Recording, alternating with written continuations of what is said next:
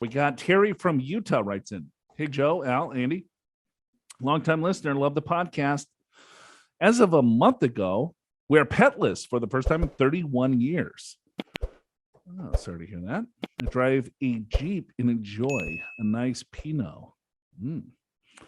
Since I last wrote in 2019, we have transitioned into retirement and have not touched any retirement assets. Yoo-hoo!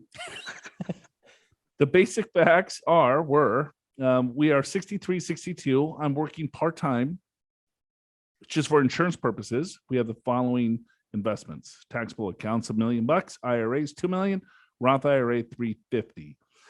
Pension plans are right around $100,000 a year. Social Security at full retirement is $64,000, but plan to wait until age 70. Living expenses, $70,000. Yeah, well, that math works, Teri. Sure does. Living expenses, 70, pensions, 90. I can see why you haven't touched my investments. Yep, because the math works.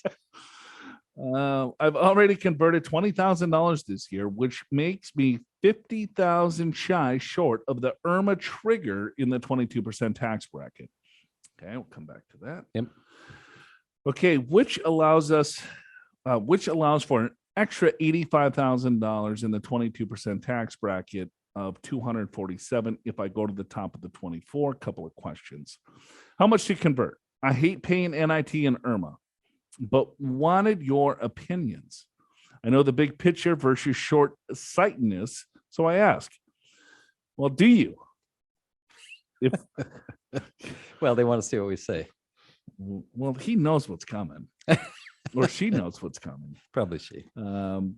Feel like the investment company prefers I keep it all with them and don't convert. Okay, we can comment on that too. Okay. Also, when I convert, should it be done when the market is low or high?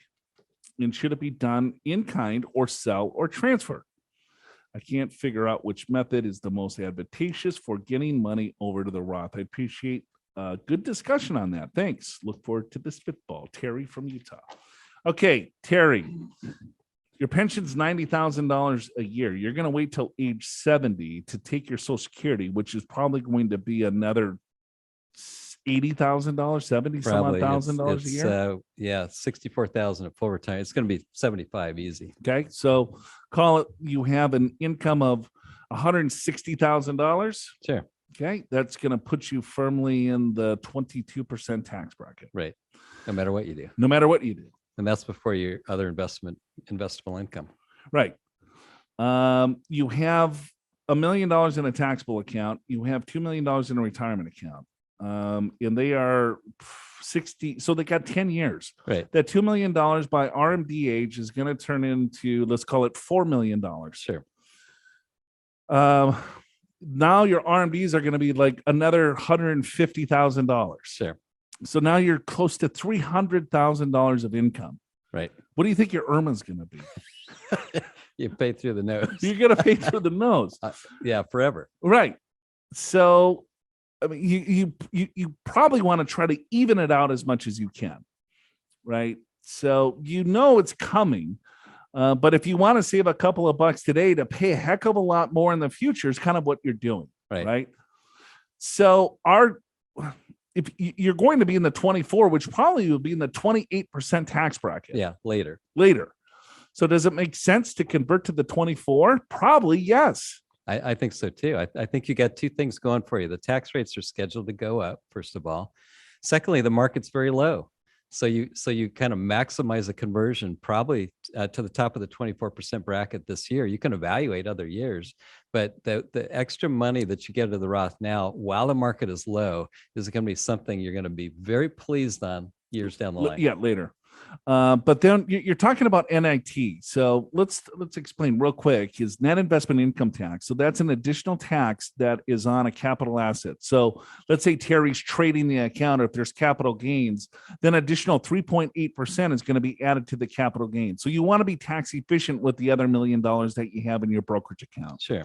IRMAA, what that is that depending on what income shows up on your tax return is going to determine what your Medicare payments are. And it's a 2-year look back.